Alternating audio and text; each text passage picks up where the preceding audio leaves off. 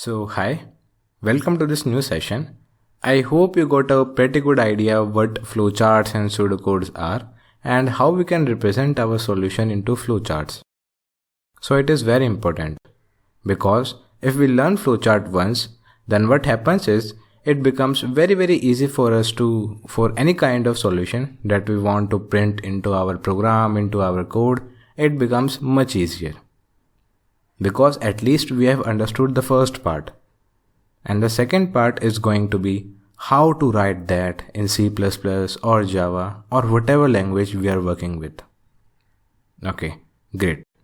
So going forward, we will be writing a lot of code, we will be doing lots of program. But before we start writing any program, I just want to give you a small introduction on like how exactly these programming languages work, what exactly is going on. For example, in case of C++, what exactly is going on? Generally what happens is, so when you will be writing code, you will be writing something. Let's say you write some file.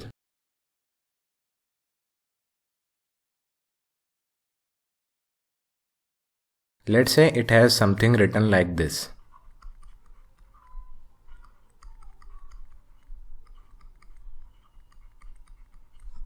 It is not exactly code, but let's say I have written something like this. So I have some value A, some value B, and then I have some value C, which is the addition of first two values. This makes a lot of sense to us. Like we can understand what exactly is written because this is very close to English. It is very close to the language that we are used to. But what happens with the computer? So I don't know how many people know about it.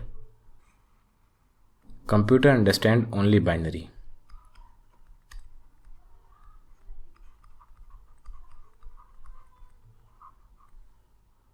It doesn't know what is A, what is B, what is 15. It doesn't have any idea. It knows that 1 1 0 1 0 1 0, something like this pattern will come. Basically, I have bits coming in, and every bit can either be a 1 or a 0. It only understands binary and nothing else. Okay, fine. Now I am writing something and I want my computer to run it. Computer, do this work for me. We are doing this only. Okay, so what is a software? What is a program? Basically, we write something and we want our computer to run it.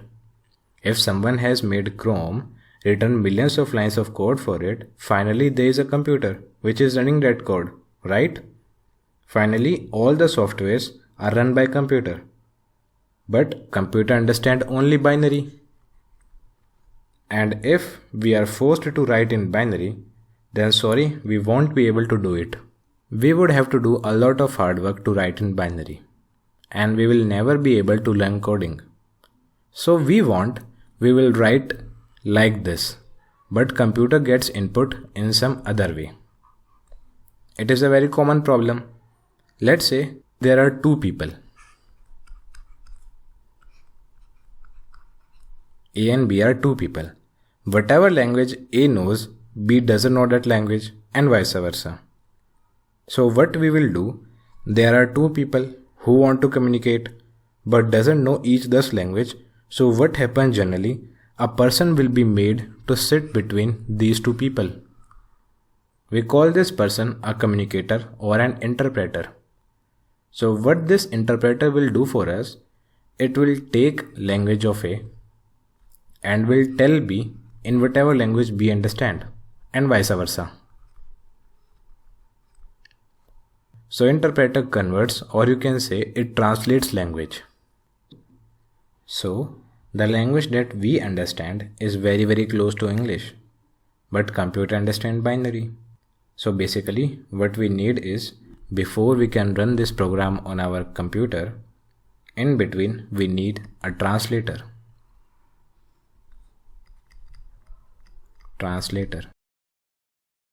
Which will convert our language to computer's language and vice versa. We call this translator compiler. Compiler will compile our C++ code and will convert it to binary, which we can finally run on our computer. Okay, that's what basically a compiler is going to do for us. It will take this from us and will give output to the computer, which will be binary. Okay, great. So when you write some code, this code gets compiled first. So it has to go through a compiler.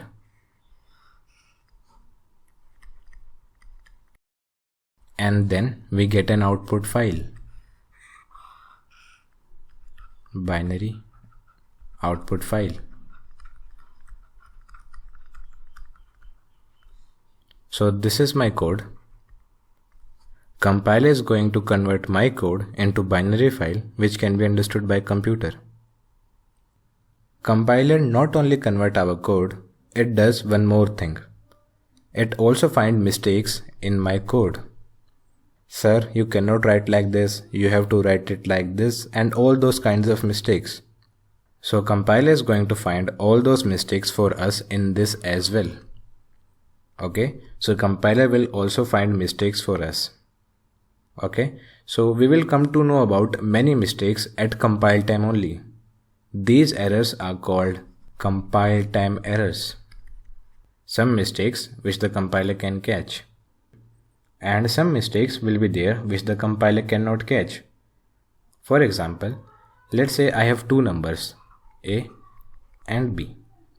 I want to print their product. So the output should be their multiplication. But I give output as A plus B.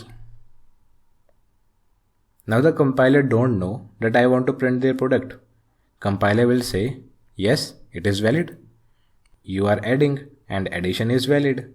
So the compiler will let us do this. But actually we should have multiplied. So there is a mistake and compiler cannot catch it. So these types of mistake will be caught at runtime. What we will do, we will run our program. It will run and the output will be different from expected output. And then we will come to know that we have done a mistake.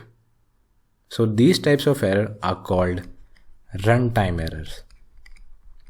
Runtime error. So we will catch some errors at compile time and some errors at runtime. Okay, so let us talk about IDE. Some people will be using CodeBlocks IDE. Some people will be using Dev C++ IDE and so on. So what IDE does? Basically it will do all our work. There will be a play button and when we click on that play button, it will compile and run our program. So we don't have to compile ourselves. IDE will compile. Okay, great. So I will be using CodeBlocks IDE throughout this course. Okay, so let us install CodeBlocks IDE.